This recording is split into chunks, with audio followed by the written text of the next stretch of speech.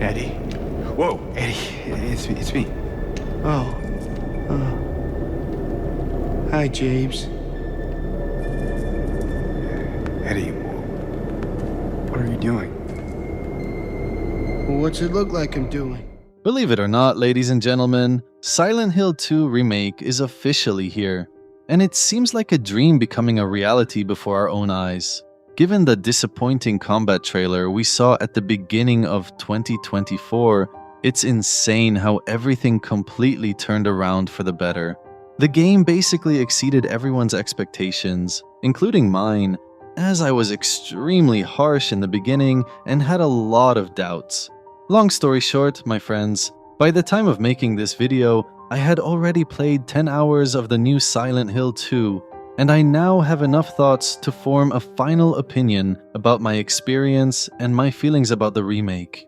And when I say my final opinion, I mean both upsides and downsides, because I want to be as objective as possible, and I would like to highlight the elements that really blew my mind away, along with the few details that I wish were different. So without further ado, let's start.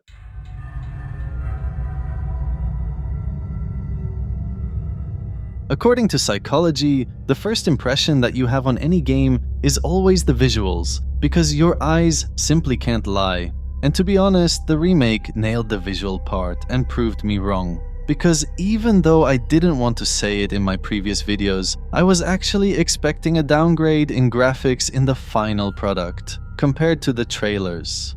However, that's not the case at all. Built using modern engines, the game really benefits from enhanced textures, realistic lighting, and detailed places that breathe new life into the foggy, oppressive town of Silent Hill. The town itself is rendered in a hauntingly beautiful way, with attention paid to every grimy street, decrepit building, and eerie shadow, making Silent Hill feel more alive, or basically dead, than ever. I'm not exaggerating when I say this is the best horror game setting I ever went through. The fog is very dense, dynamic, and moves almost as if it's alive, which keeps you on high alert almost every second.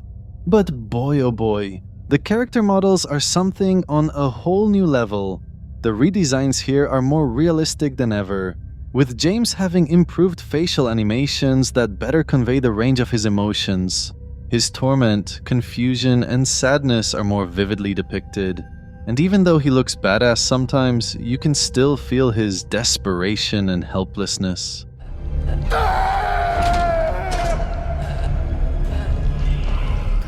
Other key characters such as Maria, Angela, and Pyramid Head have received similar updates, blending the eerie familiarity of their original designs with modern technical prowess. Angela specifically looks and speaks way better than what we saw in the trailers, and I personally see that the voice actor did an incredible job highlighting her character. For a while.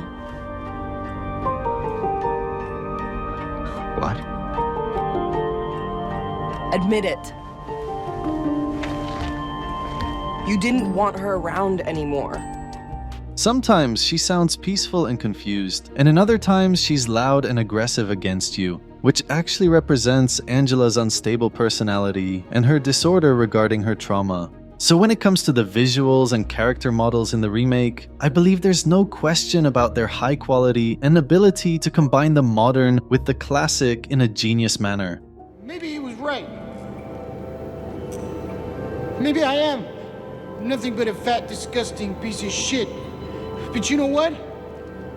It doesn't matter if you're smart, dumb, ugly, pretty. It's all the same once you're dead.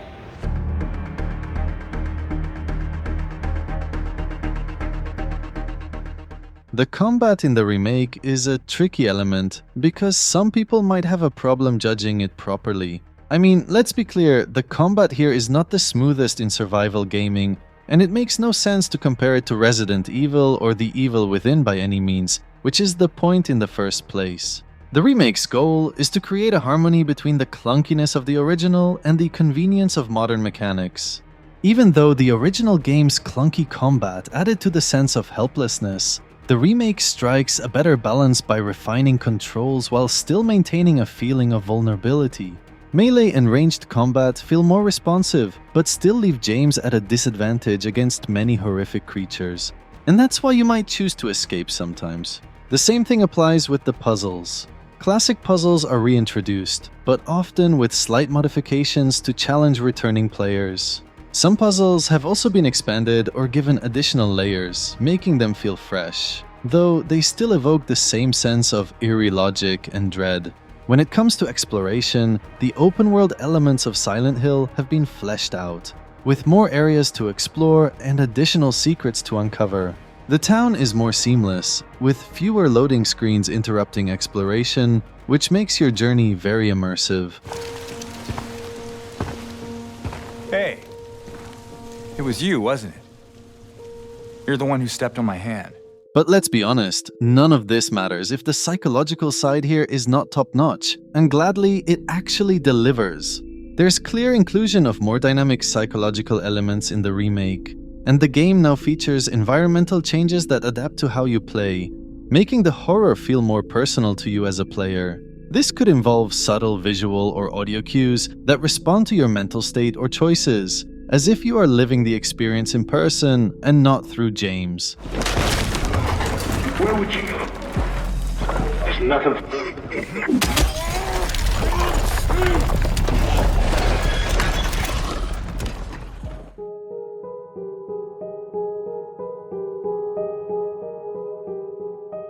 One of the elements that made Silent Hill 2 stand out in the horror genre is the audio design, because it's so chilling and unique, and you'll not find something similar even in Resident Evil games.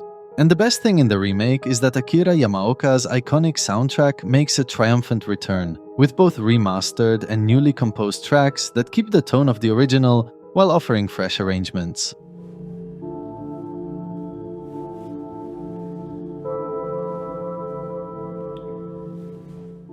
And keep in mind that in Silent Hill 2, the music is a critical element of the game's atmosphere, with tracks that echo the haunting loneliness of Silent Hill Town. From the soft patter of footsteps on broken glass to the distant, blood-curdling groans of unseen creatures, the game's soundscape works to keep you constantly on edge. Ambient sounds, such as the unsettling creaks of dilapidated buildings or the persistent hum of something lurking in the fog, are also richly layered to build tension. So if you're planning to play this game, you better have your headset on your head, because that's the only way you can feel the power of these sounds.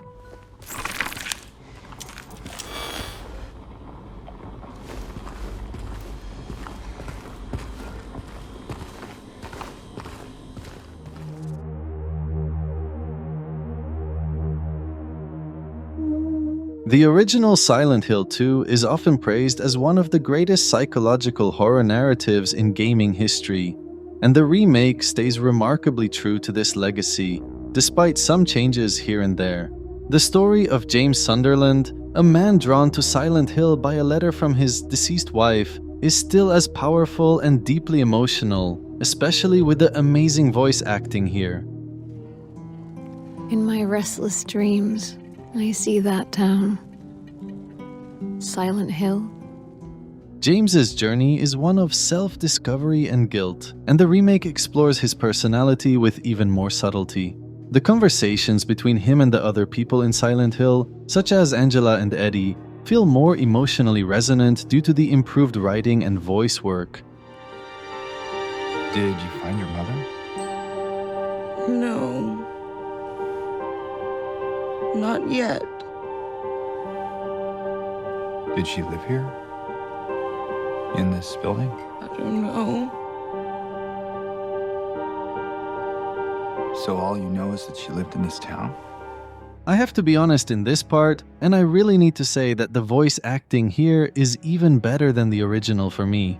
Luke Roberts did an amazing job making James sound calm and confused at the same time, without pushing him to seem way too sensitive. Every character represents different facets of trauma and mental illness in a proper way, and the remake handles these themes with care and maturity. The game continues to delve deep into psychological horror, where the town of Silent Hill itself seems to reflect James's subconscious mind. The monsters, including the infamous Pyramid Head, symbolize James's guilt and inner torment, and their reimagining in the remake amplifies their disturbing nature even further.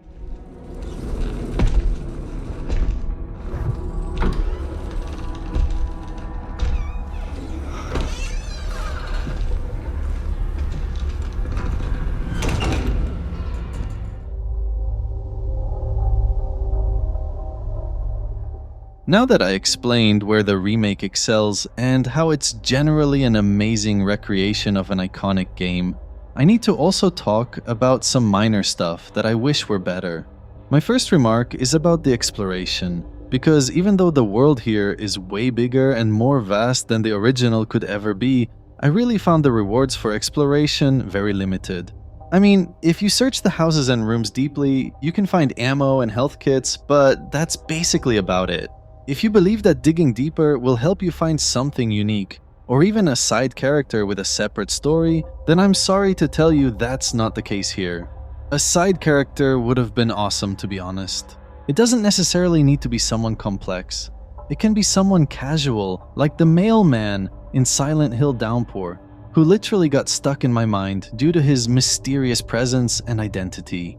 With that being said, I think the developers evaded tweaks like this to avoid making the game seem way different than the original. Many fans have been screaming about faithfulness, and Bloober knows very well that they can't get away with too much liberty in the changes they make.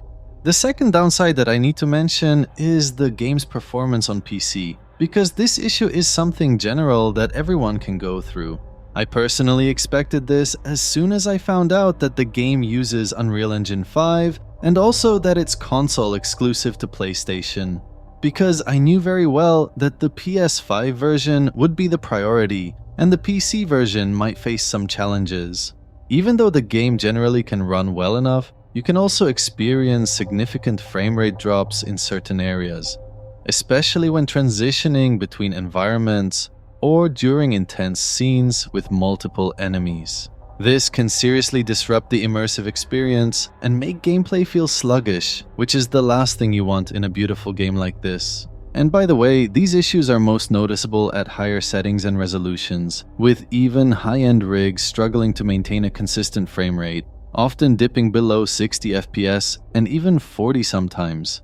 Beside that, stuttering and micro freezes appear occasionally when the game is loading new assets, or when transitioning from cutscenes to gameplay.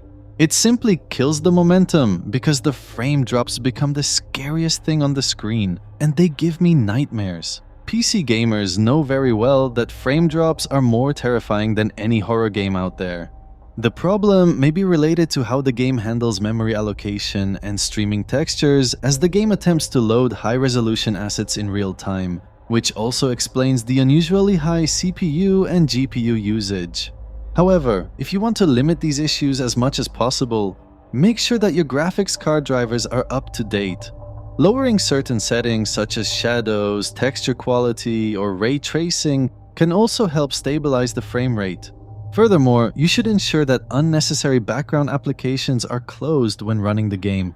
Programs that use a lot of CPU or RAM can compete with the game, causing stutters or slowdowns, and that's the last thing you need. Anyway, regardless of any tips, I believe future game updates and patches will be the best solutions, and I hope these issues will not be relevant for a long time. Eddie? Oh. You're, James. We met back at the apartment building. Yeah, I remember.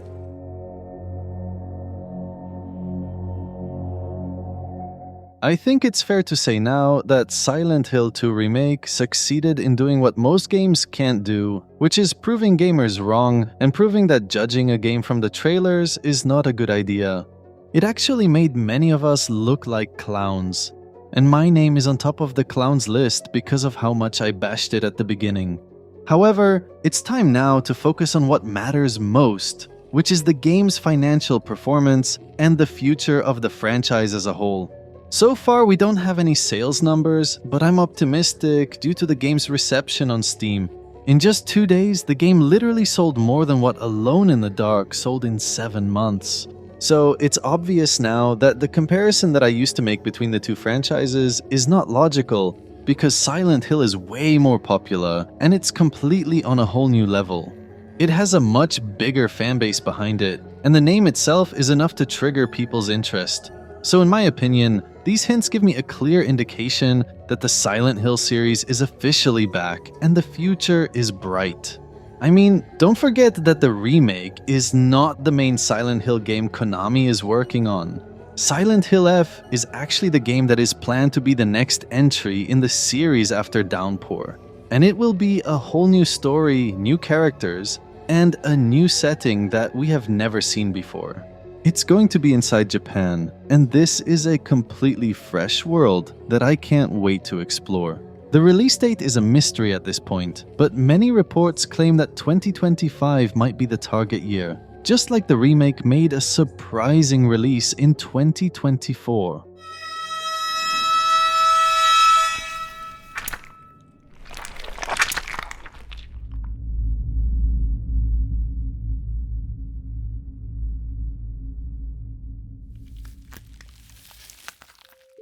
Anyway guys, this is all for today, and I can't believe the remake is already out and available in our hands.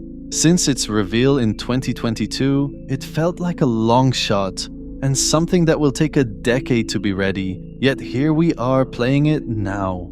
Give the video a like if you enjoyed it, and tell me in the comments about your own opinions and whether you already played the game or not.